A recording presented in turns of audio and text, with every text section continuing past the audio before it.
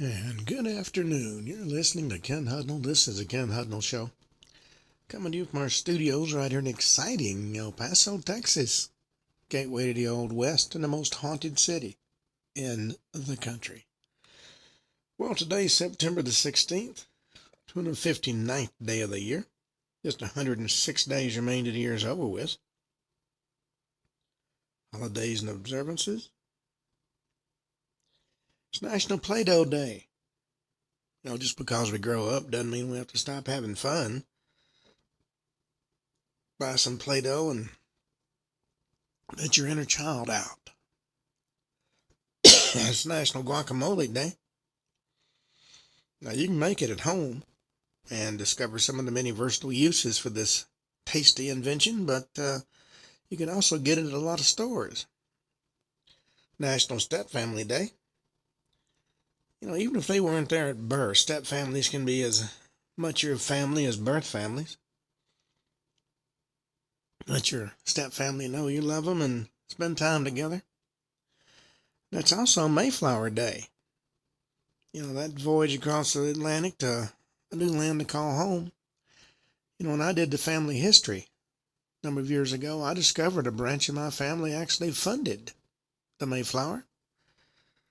I don't know we ever got paid back, but there you go. National Working Parents Day. International Day for the Preservation of the Ozone Layer. Trail of Tears Commemoration Day. Now, the Trail of Tears, the Commemoration Day, is a time to honor the memory of the Native Americans who suffered during the forced relocations known as the Trail of Tears. It's a tragic chapter in history. Saw thousands of Cherokees and other tribes removed from ancestral lands and sent to what's now Oklahoma. It was a brutal journey. A lot died from disease and starvation exposure along the way. This day serves as a reminder of their resilience and the severe injustices they received. National Cinnamon Raisin Bread Day. Teenager Workout Day. Get Ready Day. Get together with your community and family, or simply figure out yourself what to do in an emergency of any kind. Be ready when it happens. And I assure you it will. Pet Promise Day. International Day for Interventional Cardiology. World Barber Day. Stay Away from Seattle Day. I'd vote for that. National Choose Your Chocolate Day. Collect Rocks Day. National GED Day. National Sit with a Stranger Day. National Tattoo Story Day. National IT Professionals Day. And Bradstreet Day. Now, this is a special day dedicated to celebrating the legacy of a female poet, Anne Bradstreet. Day marks the anniversary of her death, and it's a time to remember her pioneering contributions to American literature. Wasn't just any poet, she was the first woman to have her work published in England's North American colonies. And her writing, of course, opened a door for future generations of female writers. The poems she penned from her home in Massachusetts are celebrated for their depth and expression, making her a significant figure in the history of American literature. Mexican Independence Day. Harry Malaysia, also known as Malaysia Day. It's a celebration of that country's unity and diversity. On this day, Malaysians from all walks of life reflect on the strength that comes from being a united yet diverse community. National Inclusion Week. National Neonatal Nurses Week. Red Valley. Fiesta de San Pacho. Now that's a celebration we've talked about. Fills the streets of Quibdó with music and dance and color. Festival honors St. Francis of Assisi. Blends Catholic tradition with Afro-Colombian culture. It's a very unique and joyful celebration. National Jeans for Jeans Day, Heritage Open Days, Healthcare Environmental Services Week, National Coding Week, Biscuits and Gravy Week, and that's something I can certainly get behind. I grew up on that. Sexual Health Week, National Drive Electric Month, National Forensic Science Week. Unraveling mysteries is what forensic science does.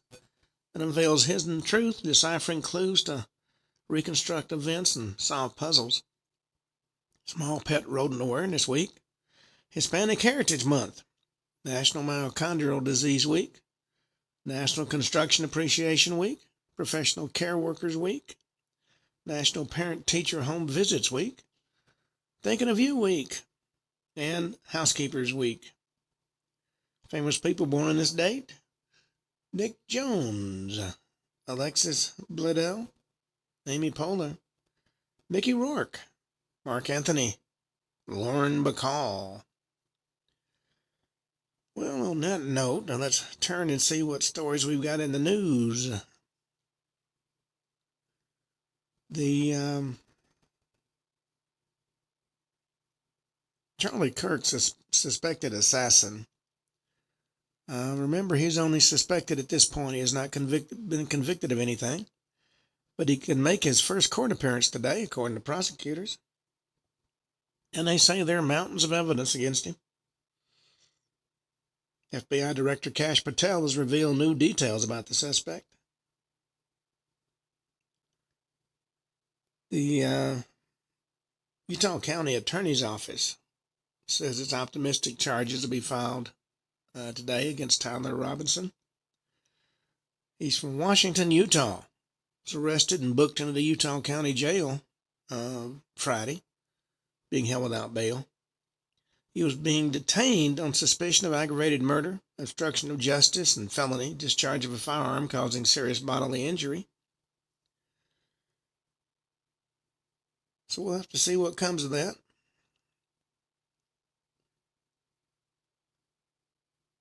The young people have restored Charlie Kirk's mural with the Bible verses after vandals defaced that tribute. This is in Pensacola, Florida. A group of young people took matters into their own hands after a mural honoring the late conservative leader was defaced with vile messages. With a can of spray paint in hand, they added Bible verses and positive notes to what's known as a graffiti bridge in Pensacola, Florida. It's a ever-changing local landmark that often features art and declarations of love and tributes and encouragement and drawings and insignias and a lot more. The original featured a smiling Kirk with the message, "Rest in peace, Charlie Kirk." That was after a community vigil on Sunday night. Then the vandals struck. Under the cover of darkness, they defaced the memorial, writing messages like a good Nazi is a dead Nazi and womp womp. And, of course, the phrase Free Palestine was scrawled across his face.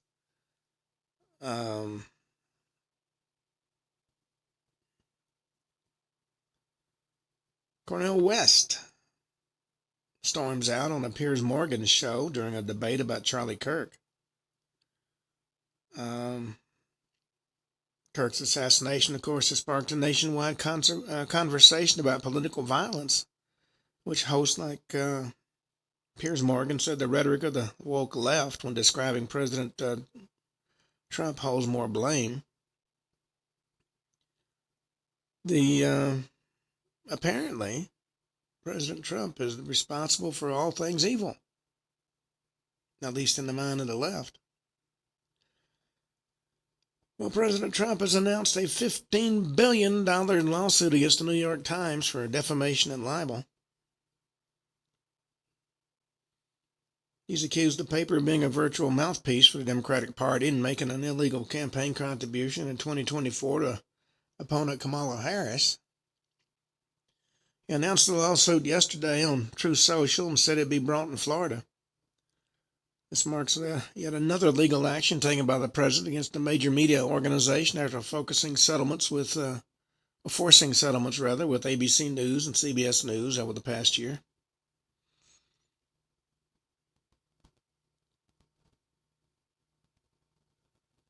Well, former Senator Joe Manchin, independent of West Virginia, wanted Republicans to win the Senate last year in order to prevent Democrats' pursuit of raw political power. He's written a new book called Dead Center in Defense of Common Sense. It's going to be released today. And it's the former West Virginia Democrat turned independent, ripped into his ex-political party, joined the former President Obama and Joe Biden, and blasted Senate Minority Leader Chuck Schumer for lauding the relationship he has with President Trump. And let's see what else we got. You know, there's a question about whether or not Americans are ready for the reality of socialism. If you remember the mayoral election is coming up in New York City, and the front runner is a man by the name of Mandami, who is a socialist. He won the recent New York primary. But it turns out during a survey, most folks don't even know what socialism is, other than the fact that it's not communism. Let's see. Nurse has been put on leave at a major hospital after comments were made supporting Charlie Kirk's death. At the Henry Ford Health in Detroit, Michigan, healthcare workers placed on leave after making controversial comments about Kirk's death. An intensive care nurse is one of a growing number of employees who's been terminated or suspended due to violence supporting reactions to the fatal shooting of the conservative commentator. In response to a post about Kirk's murder, this individual commented, "God, he got the day he deserved." Spokesperson provided a comment to Fox News and said Henry Ford Health is aware of the social media comment and team members have been placed on leave while they internally investigate.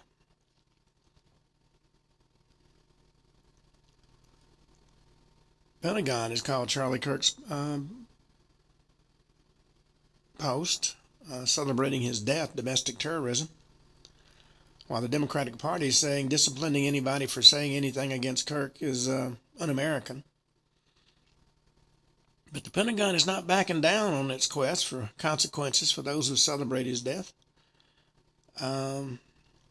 This controversy underscores a clash between military discipline and First Amendment rights, with top Pentagon officials arguing that celebrating the killing of an American political figure is unacceptable conduct for service members.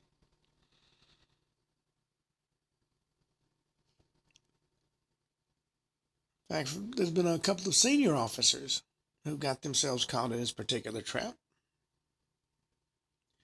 Jesse Waters made the comment, evil hadn't been confronted in this country in far too long. Folks aren't sure what to do. Well, news outlets are claiming a new form of cancel culture is being seen as those celebrating Charlie Kirk's assassination online continue getting fired. And the legacy media slamming what many outlets have described as cancel culture campaign for the right, targeting those who've been fired for celebrating the assassination of a conservative icon. But several outlets are downplaying the callousness of the social media post in question. Just let it go, people.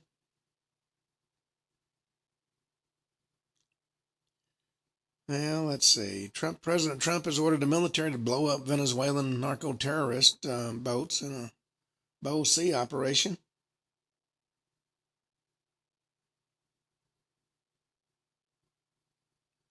J.D. Vance declares there's no unity with people who celebrate Charlie Kirk's assassination. He filled in for Kirk on Kirk's program, The Charlie Kirk Show. He expressed his thoughts after Kirk was shot and killed during the campus event at Utah Valley University last week.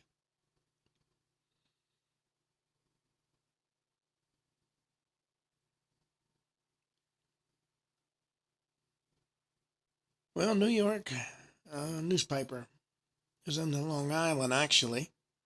The newspaper Newsday apologizes for insensitive and offensive Charlie Kirk assassination cartoon.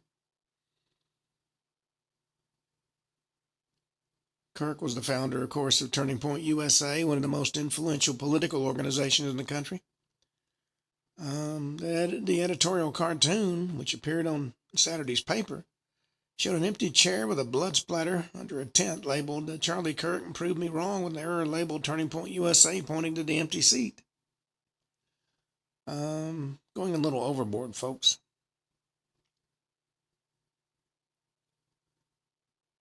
Yeah.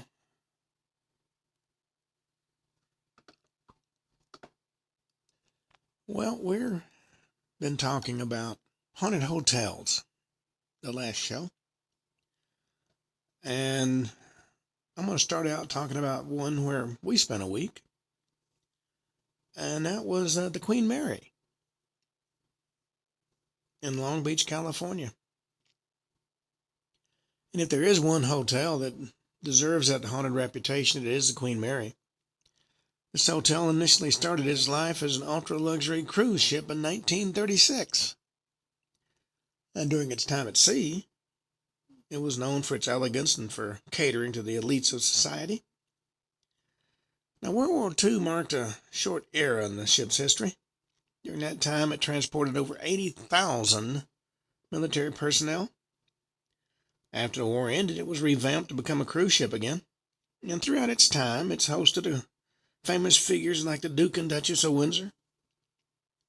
By 1967, the cruises were losing money, and people began to discuss rumors of a ghost wandering the ship. And over the years, there was ample reason to believe the Queen Mary would catch a ghost or two. Over 40 known deaths have occurred on the ship's premises, and about 150 different spirits are said to call this place home. And it began to affect the ship's ability to attract visitors. Now, realizing the era of sailing ships was ending, the Queen Mary docked its ship in Long Beach, became a hotel, a museum, and a tourist attraction. But there were rumors that it still houses some of its old guests to this very day. Now, the Queen Mary's rooms changed multiple times over the years. Most of the rooms remained sleeping quarters, but not all. The ship also boasted a hospital, a morgue, a restaurant, and sports centers during its lifetime. And as a result of the deaths that happened on board, the injuries, as well as some of the extravagant parties, it's kind of hard to nail down just one area of the boat that's the most haunted. So we're going to look at several of them. No matter where you go on this ship, there's a good chance you'll experience EVPs or hear disembodied voices. Almost every door on the ship has phantom knocks. Toilets slam on their own, doors open by themselves, and you can even hear bodiless footsteps walking through the hallways. The place with the most ghostly noise reports remains the morgue. The truth is, you can hear them almost any place on board. Nobody knows who these spirits are or why they insist on making such a commotion. Now, door 13 is one of the most notorious places on the entire ship, primarily because this sea door crushed two different men to death over several years. The most recent accident occurred in 1966 when an 18-year-old maintenance man was crushed during a voyage. Since that time, people have seen a young man in maintenance coveralls leaning near the door and walking down Shaft Alley before vanishing in plain sight. I know the Queen Mary's been docked and used as a regular hotel for a long time now. It's important to know that the first-class swimming pool has long been out of use, or at least out of commission for the living. But the dad seemed to regularly use it.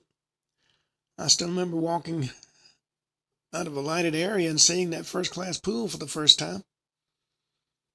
Gave you a very strange feeling, let me tell you. Now, people who've passed by on the top floor have noticed swimmers dressed in vintage clothing lounging by the pool, phantom splashing and shouting, and even wet footprints leading from a dry pool have also been reported. Question is, who are these people and why did they choose to haunt the first-class swimming pool? Well, those are questions we don't have the answers to. Now, the Queen Mary just didn't have one pool. They also had a second-class pool. And this pool is the scene of a tragic accident involving a young girl named Jackie who drowned under the careless watch of a lifeguard. She's still there, wandering around trying to figure out what happened to her. She often makes herself known by calling out to others or letting out a shrill giggle. And oddly enough, her death has never been officially recorded as part of the ship's history. If you had the money and the fame to afford it, you probably would have wanted to enjoy spending time in the Queen's salon back in the day. This was the lounge room where people went for important celebrations, weddings, or for a nightly soiree during the ship's time as a luxury cruise. Seems some people enjoyed the best moments of their lives there and chose to stay long after they passed away.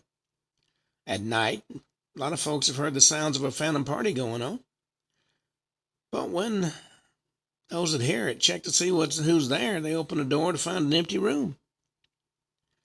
That alone would have been enough to rattle most of us, but it's the dancer in the Queen's salon that really causes chills to run up and down people's spines.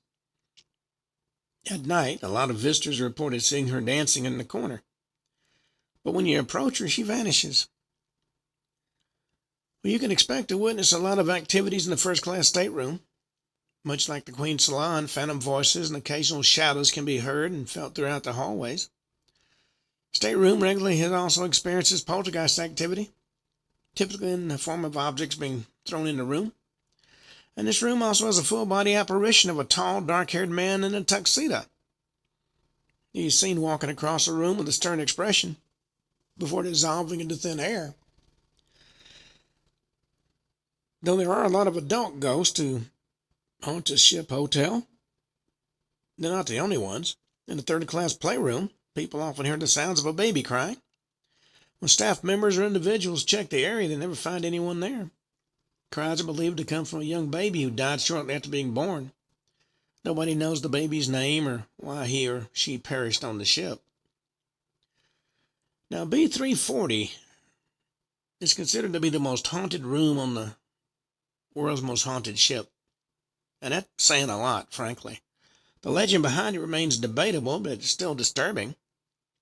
According to legend, close to one of the final tours of the Queen Mary's cruise ship, one of the male passengers went berserk, killed 2 women on board, and was then forcibly locked in room B222 by the staff members on board until they could apprehend him once the ship reached port.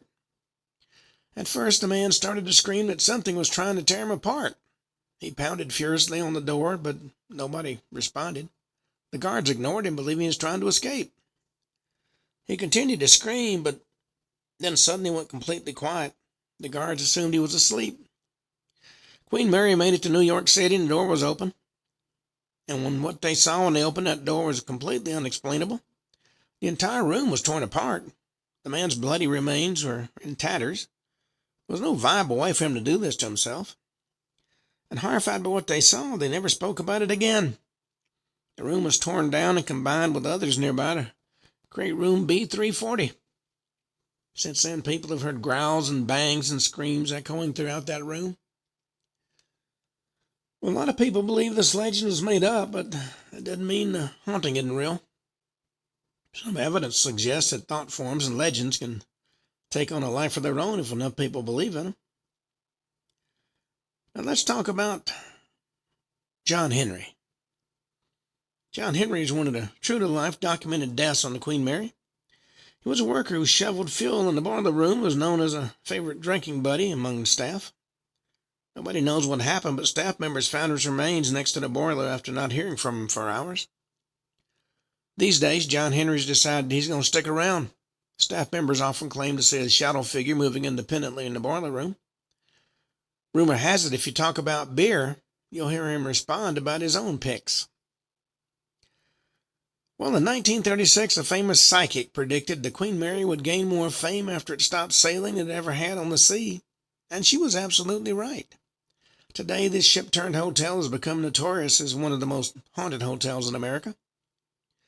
With that said, the sheer number of tall tales surrounding the Queen Mary took a life of their own. These days, it's difficult to distinguish fact from fiction. No matter the answer, though, it's clear that something very wrong is going on board the Queen Mary.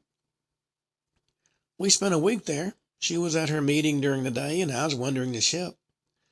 When they found out I was working on a book about the Queen Mary, I was given free rein to go wherever I wanted to go and see whatever I wanted to see. I was assigned a guide to make sure I didn't get lost because, let me tell you, those passageways go on forever.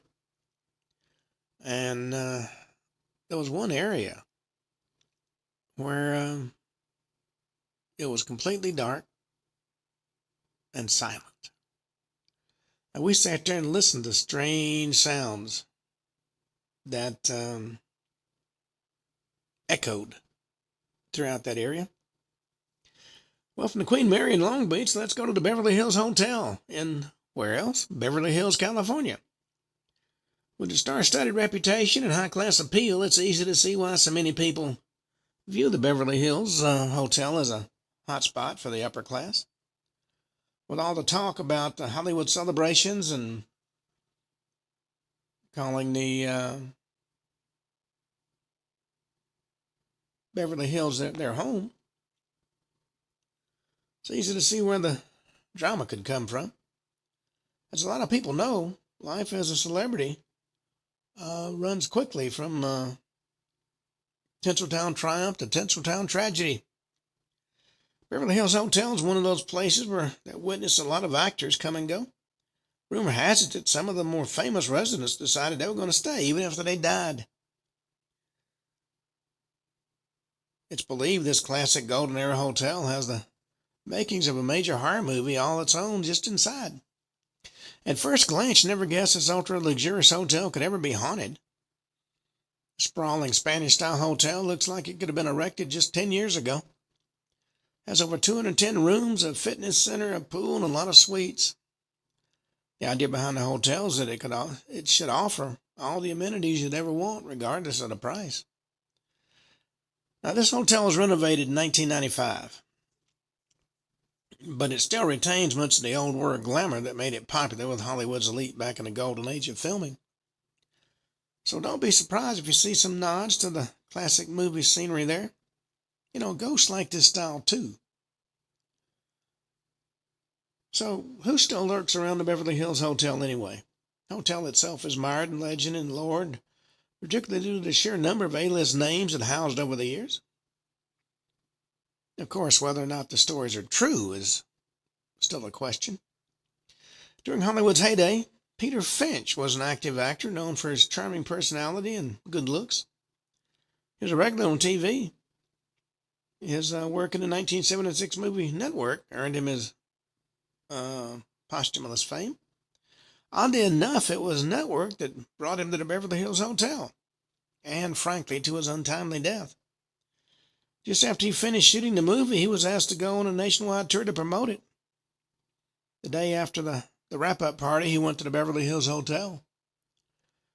And as he entered the lobby, he collapsed with a heart attack. By the time the police arrived, he was pronounced dead on the scene. But that wasn't the end of the story by any means. It seems he's become a permanent resident. Didn't take the hotel staff too long to catch glimpses of the actor's ghost. According to those that see him, he appears in his classically tailored suit and tie.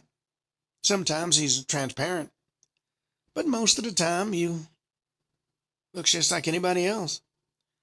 Of course, when people approach him, he vanishes into thin air.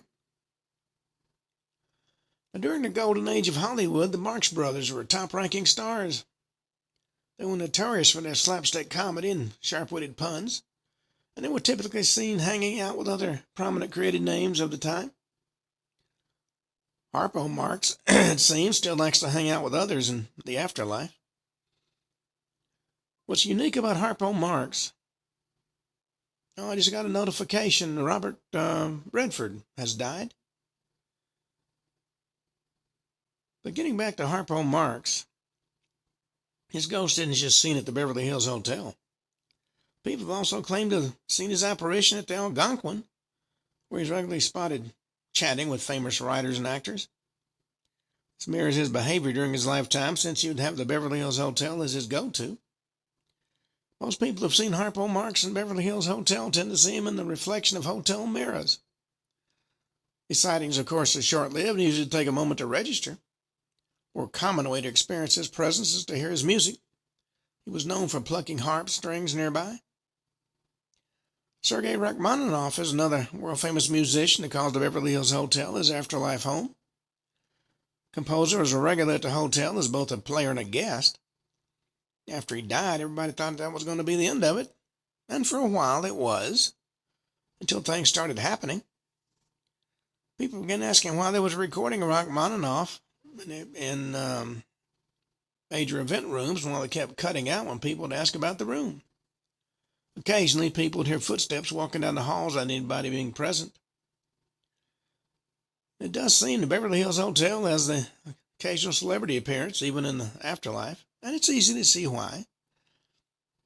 This hotel was and still is the place for celebrities to hang out. Considering how many memories they had there, it makes sense that some may still want to be around even after they die. I had several people tell me that one particular mirror, they had seen Marilyn Monroe standing behind them when they paused in front of the mirror. When I was there, I tried. I didn't see her. Then let's go to Jefferson, Texas, the Kahn Hotel. You know, folks say everything's bigger in Texas, and if you listen to the rumors, that can be said about haunted hotels as well. There's several hotels known for haunted mayhem, but few is as haunted as the Kahn Hotel. During the days of the Wild West, the Kahn was a bordello and a saloon known for its violent history. Checkered past caused some former regulars to stay long past their lifetime. At the turn of the century, the hotel was used as a funeral home before becoming a hotel once again.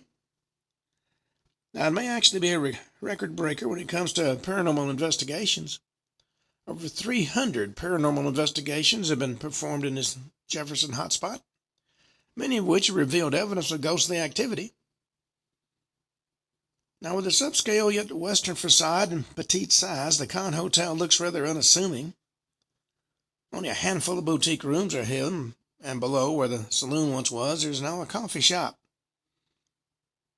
So when you see it, you ask yourself, could this little western rest stop really be all that haunted? If you ask the staff, the answer is absolutely. The Kahn Hotel may be a boutique hotel, but it still has a tough time keeping the place staffed due to sheer number of hauntings that occur daily. In other words, if you decide to spend the night, you should expect the unexpected.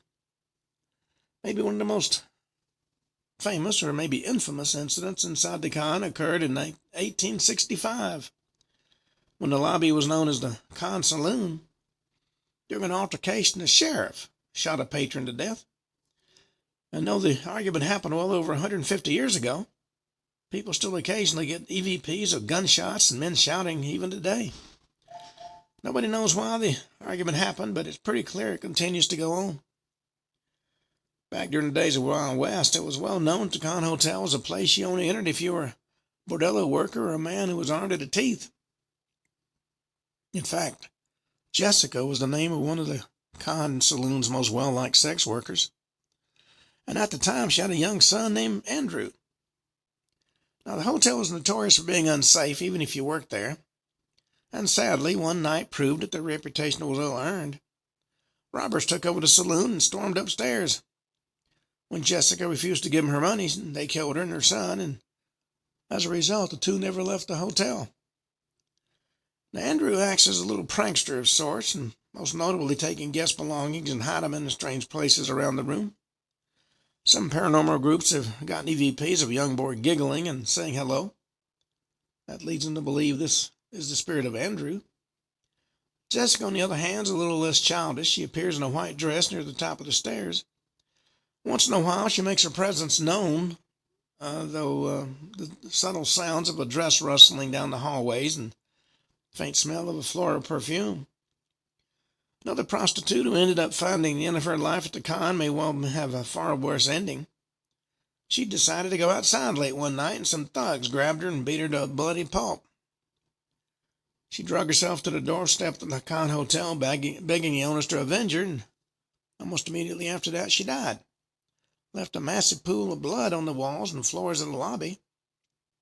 Ever since then, reports of random blood stains appearing in the lobby wall have been made, And no matter how often the stains are removed, they always come back. Some paranormal groups also called EVPs of a woman calling out for help, which many believe may be this poor lady asking for somebody to save her life. Well, weddings are normally joyful occasions, as long as they're done with the couple's family's blessing. For one star-crossed pair, though, their wedding was doomed from the start. To avoid confrontation with the bride's father, a young couple left for Jefferson to elope. They managed to get to the Con Hotel, but the bride's father caught up with them. As they ran up the stairs, hoping to avoid the angry father, a fight ensued on the upper floors of the building that resulted in the bride getting pushed out the window to her death. Distraught, the father beat the groom senseless and hung him in the rafters. The bride's spirits never been seen in the hotel, but the groom, well, apparently his name is Billy, and he tends to be very icy toward male guests. He's known for hanging out in the corner of a room. Most paranormal investigators claim to have seen him move objects or make a ton of noise in and around the hotel room. Much like Andrew, he's a prankster who wants a little excitement. Some believe asking Billy to stop will lead him to stop, but if you try this, be polite about it. After all, you have to admit he's gone through enough in his life. And folks in love don't seem to have a good track record at the con. Another case of love gone wrong happened to Jacqueline, one of the more famous bordello workers at the Con Hotel. Her two top clients fallen madly in love with her and allegedly chose to propose to her in a rare turn of events. Two ended up arguing over and shot each other right outside the con. Distraught over the death of her two lovers, she retired to her room and burst into tears. She felt she could never overcome the grief she was experiencing, and in a fit of sorrow she hung herself in her room. Every so often, people hear her sobbing hysterically inside her room, usually punctuated by a loud moaning wail. Noise so loud, visitors often knock to see if anybody needs help. What they don't realize is the woman they're trying to talk to died a long time ago. With the reputation the Con Hotel used to have, it's no surprise that it's said to be haunted by ladies of ill repute. Believe it or not, Naked Lady was not one of the ladies who worked the bordello. Instead, she was a transit woman who visited Jefferson and enjoyed the area. Rumor has it she was making her way to Arizona, but on the way to her destination, she was shot and killed. Well, when she was killed, she went back to the Con Hotel in Jefferson. And nobody knows why she's naked, but why she appears in the hotel's third-story windows, or even what her name used to be. But none of that keeps her from making her appearances. Unlike many ghostly denizens of this hotel, Abigail's story occurs when the venue was a brothel. Abigail was a working girl who was known for being a cuddler. Favorite thing to do with gentlemen callers who spent the night was to sit beside them in bed and cuddle up. Well, apparently some things never change, and that includes Abigail's habits. Many guests have felt a feminine figure sit beside them as they sleep, even when they know they're there alone.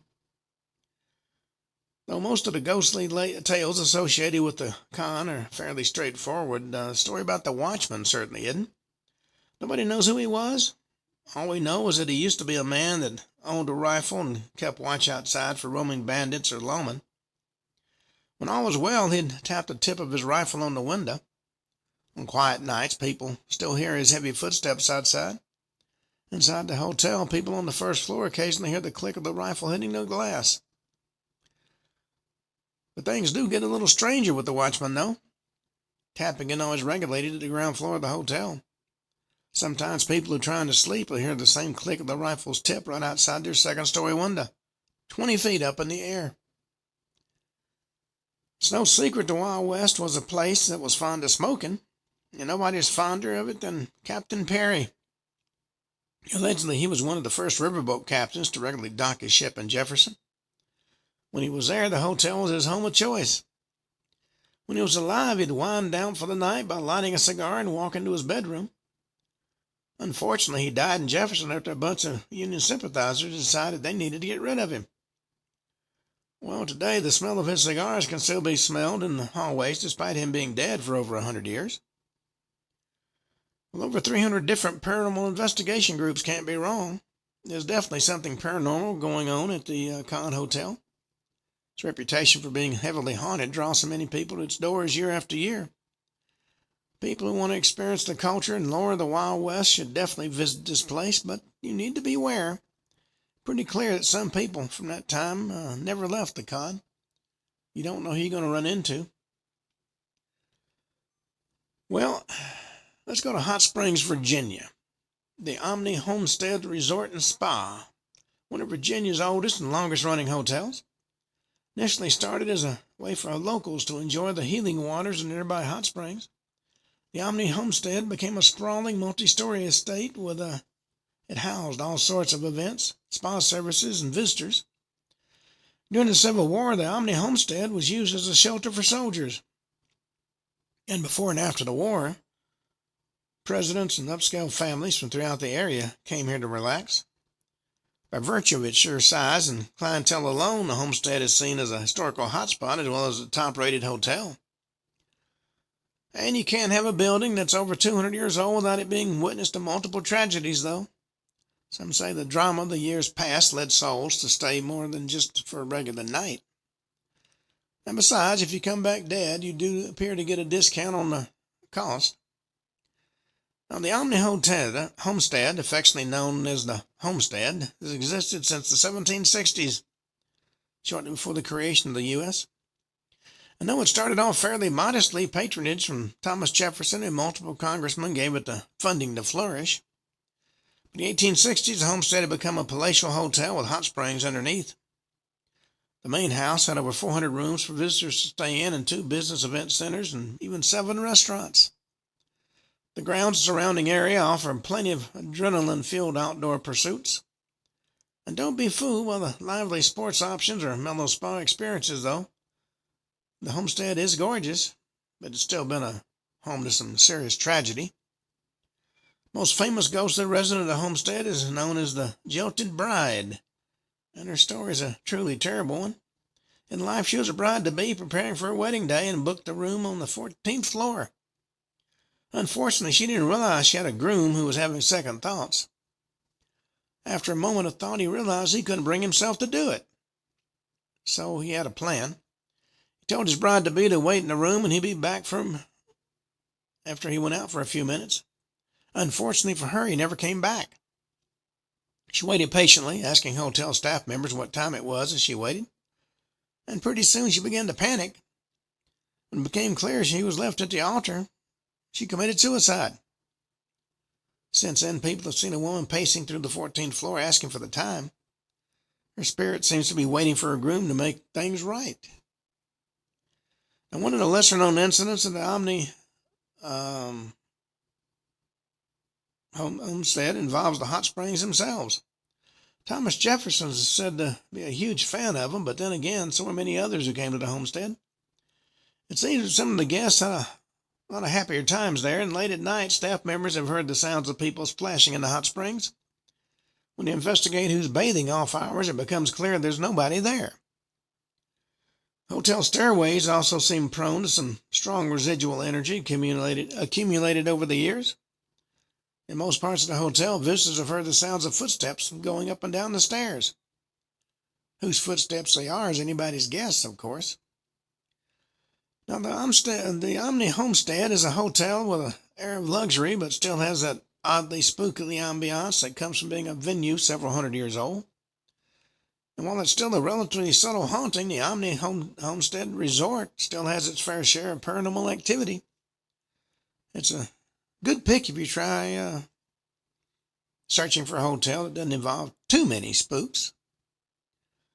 Then in New York, we got the Hotel Chelsea, right in the heart of Manhattan, one of the most culturally significant venues in the city. In its prime, the Hotel Chelsea was where many of America's greatest creatives lived and partied. Such names as Andy Warhol and Mark Twain and Ethan Hawke and Dylan Thomas, to name just a few. They were all there. It seems that the paranormal is attracted to creative individuals, and the Hotel Chelsea is proof of this. This massive hotel seems to keep many of its former residents here, and with very good reason. As the years passed on, this iconic hotel, more and more ghostly sightings have been reported. Considering that Sid Vicious murdered Nancy Spungen there, it's easy to see where ghostly activity might have come from. Creators, particularly troubled ones, tend to bring craziness with them. And according to local lore, the Hotel Chelsea contains a vortex to the spirit world inside its walls. Because of the sheer amount of creative energy spent at the hotel's premises, ghosts are attracted to it. Some say it's like having moss float to a light bulb. Well, the Hotel Chelsea is one of the hardest to book hotels in America. Many reservations require booking years in advance. This red brick Gothic Victorian building was first erected in 1888. Quickly became one of the choice apartments for people who were tight on a budget and wanted to get creative. And the parties, of course, were legendary. Many parts of the hotel had to be replaced due to the party revelry. Even so, the layout remains relatively the same as it was when it was built. Chelsea's not currently accepting reservations due to the renovations, but that hasn't stopped its legendary reputation. Rumors have surfaced about the delays in remodeling and updating the hotel. According to some sources, construction crews struggle to keep people on their teams due to the high turnover rate. When I ask why crew members quit, the answer is almost always the same. They saw something they couldn't explain. Maybe the most extreme event to ever happen at Chelsea's the murder of punk rock idol Nancy Spungen. At the time, she was living at the Chelsea with her boyfriend, the legendary Sex Pistol bassist. One would say that the two should never have been an item. The relationship was notoriously acrimonious, with major blowout fights occurring in the hotel's hallways. And the two also had serious drug issues, with the most notable problem being heroin and alcohol. Late one night in 1978, a blood-curdling scream was heard from the bathroom of Sid Vicious's room. When people came in, all they saw was Nancy Spungen, bleeding to death from a stab wound in her abdomen. As you might guess, she died on sight. And since that fatal night, people have heard a woman's scream echo throughout the former residence of the punk rockers. Many believe it's Nancy reliving her own death. Sometimes people hear a man's voice shouting something incoherently nearby. Could that be Sid, realizing what he just did to his girlfriend? Whatever might be the reason, the two former lovers seem stuck together in the afterlife, continuing their drama from the late 1970s. Some might say it's a matter of eternal karma, trying to teach the two a lesson. Well, many odd occurrences at the Hotel Chelsea are restricted to one or two rooms. However, other rooms do witness some supernatural activity. Almost every other room in the hotel has at least one or two cases where lights and water faucets act out on their own accord. Guests often notice their lights flickering, especially at night. Sometimes they also have the unsettling experience of watching the water faucet on their sinks turn on by itself. Nobody knows what entity could be causing this, though. Unlike other hauntings, the strange lights and water faucets rarely seem to bother the guests who came here. If anything, it seems oddly familiar to them. As a result, a lot believe it's just a matter of past tenants who are not too keen on leaving yet. Well, writer Dylan Thomas lived at Chelsea for years and seemed to have a relatively nice life there. Maybe that's why he never seemed to check out, so to speak. Thomas himself has a unique tie to the hotel that few folks can claim. When he got sick with pneumonia, he chose not to go to a hospital when his condition took a turn for the worse.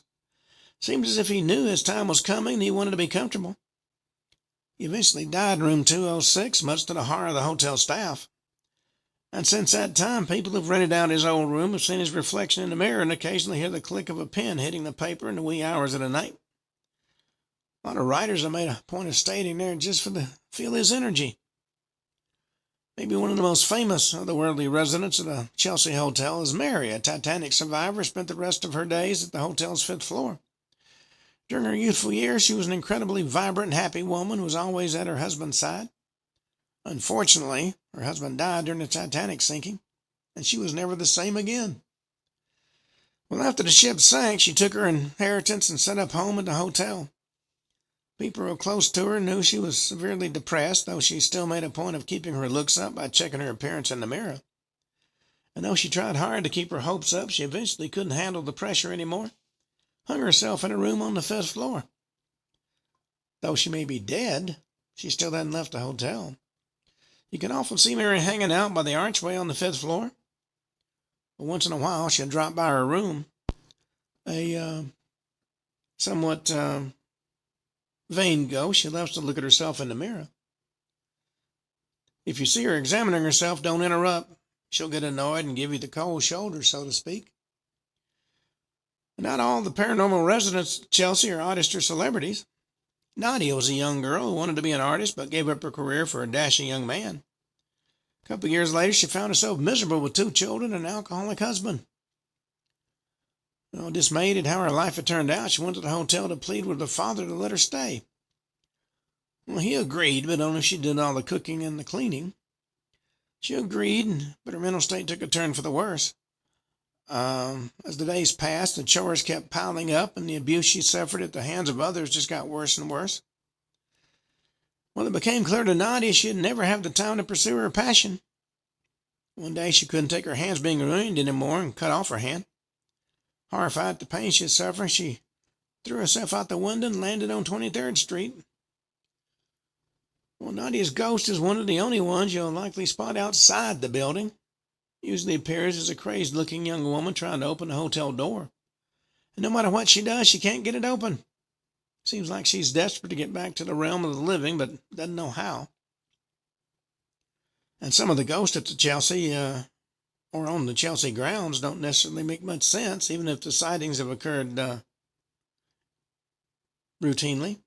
One visitor took a photograph of their room only to find what appeared to be a smoky appearance of a human skeleton in her closet when the picture was developed. When the picture surfaced on the net, it went quickly viral. People have tried to debunk it, but to no avail. The visitor swore it wasn't a skeleton peeking out of a closet when they took that picture. You can only imagine what kind of event sparked such a ghost to be created. And believe it or not, the haunted Chelsea allegedly has a ghostly resident that doesn't come from the 19th or 18th century. His name is Larry the Hipster Ghost. And as you can guess, he's from the form of a Brooklynite hipster. And he doesn't stop talking. Ever. He's adamant about telling his story. He claims that everything outside the Chelsea Hotel is an illusion and you have to conduct yourself in a certain way while living there. He also claims that something happened underneath the hotel that made it the creative and paranormal hotspot it is now. Most of the time, Larry tends to show up during seances. He also tends to drown out the voices of other ghosts when mediums are nearby, much to everybody's chagrin. Whether his claims are legitimate or not is up for debate. But a lot of believe he's just a little batty during his time on Earth. And if you can't guess that Chelsea was known as a hotspot for the party-hardy bohemian types. Unsurprisingly, that means that many of the former residents had strange habits that happened late at night. One of the residents had a habit of pacing the hallways while he was lost in thought. Visitors on the upper floors have complained to the hotel concierge of noisy, heavy footsteps stomping up and down the halls at all hours of the night. If they open a door, they find an empty hallway, nobody making any noise at all. If you're looking for New York City's most paranormal place, it's probably the Hotel Chelsea. Psychics have called it a vortex of creativity and paranormal activity. Hotel might be one of the few places where you can hang out with the ghost of art icons like Nancy Spungen. But there is a caveat, of course. Hotel Chelsea has been undergoing renovations for several years as a result of the place's deep disrepair. Unless you got a friend who's a long-term tenant, and some folks still live there, you'll have a tough time getting reservations. It doesn't mean you don't have a chance of spotting something spooky. After all, Nadia's still outside waiting for somebody to let her back in. Well, there are literally haunted locations all over the country. And tomorrow we're going to talk about the Malaga Inn in Mobile, Alabama. Until then, this is Ken Hudnall for the Ken Hudnall Show saying have a truly great evening.